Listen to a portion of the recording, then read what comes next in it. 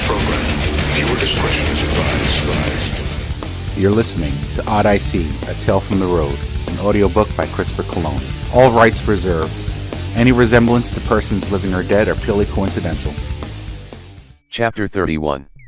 It turned out me and Fig had a lot in common. We spoke for the overnight hours that took us to the next town for the next event.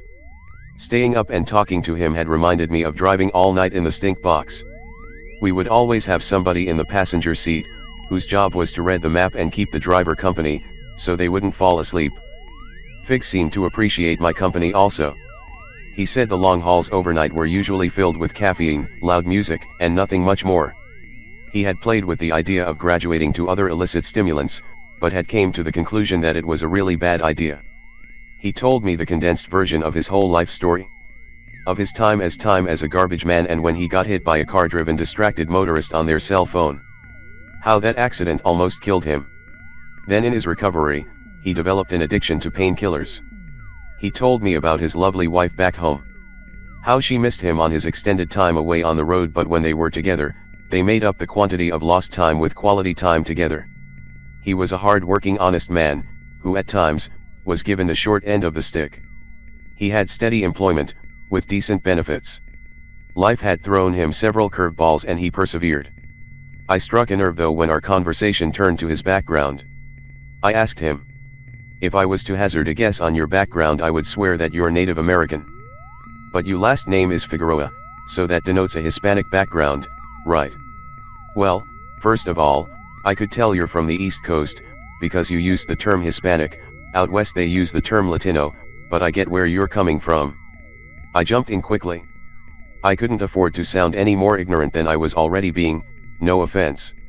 "None taken," he assured me. "Then there's the whole Native American phrase, which is a contradiction in terms.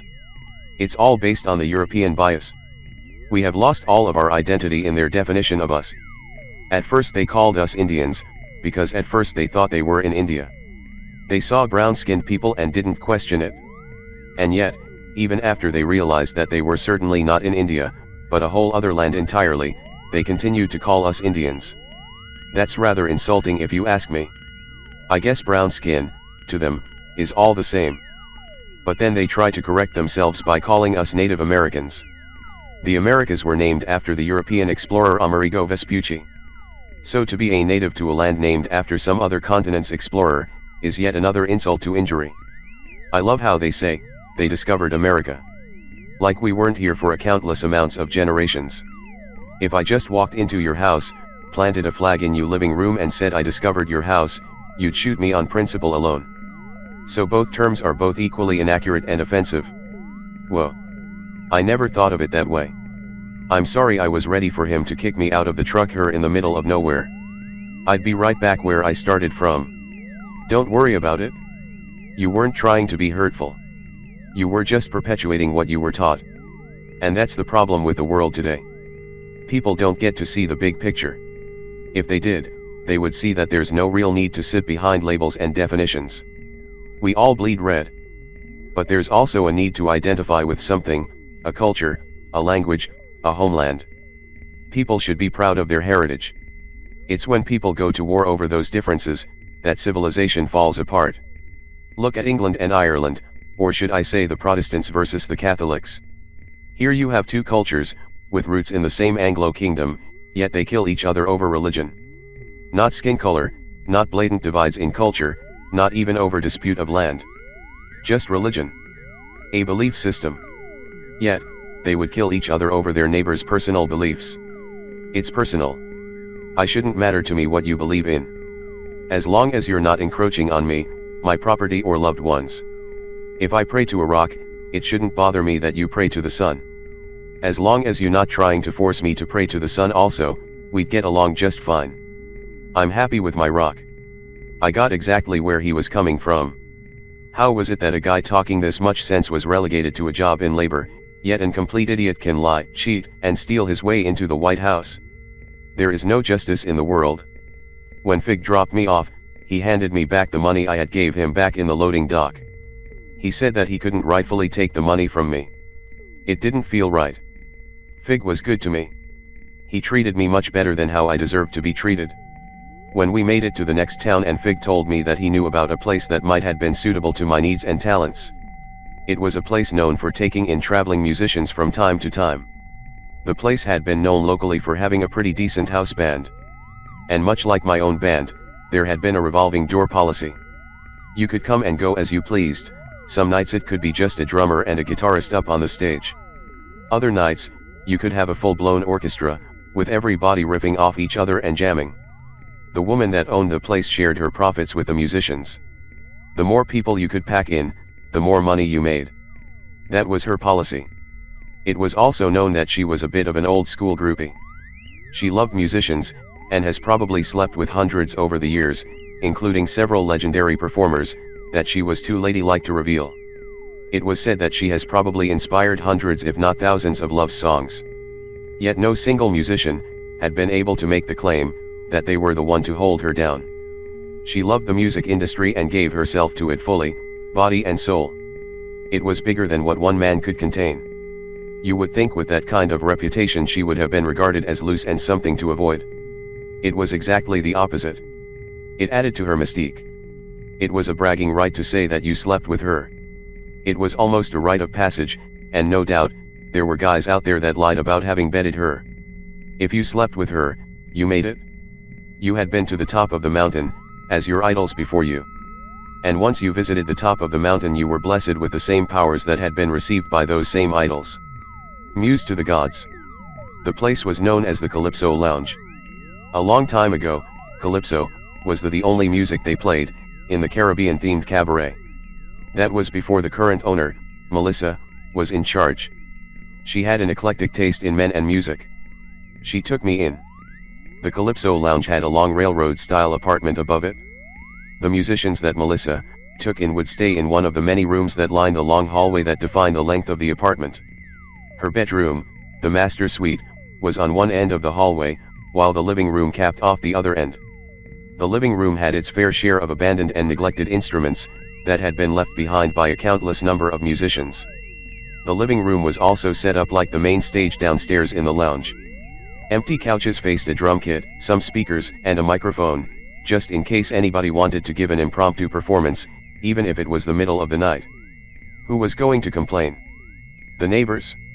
We were all alone in a little corner of town. No houses or businesses to either side of the lounge, with the main stage downstairs and the musician's apartment upstairs. If you lived there, you were used to the late hours that musicians keep. I don't think anyone stirred around that apartment before 1 in the afternoon. It was easy to lose myself in the anonymity of it all. I gave up my attempts to get home. All my friends were gone. I had nothing to live for.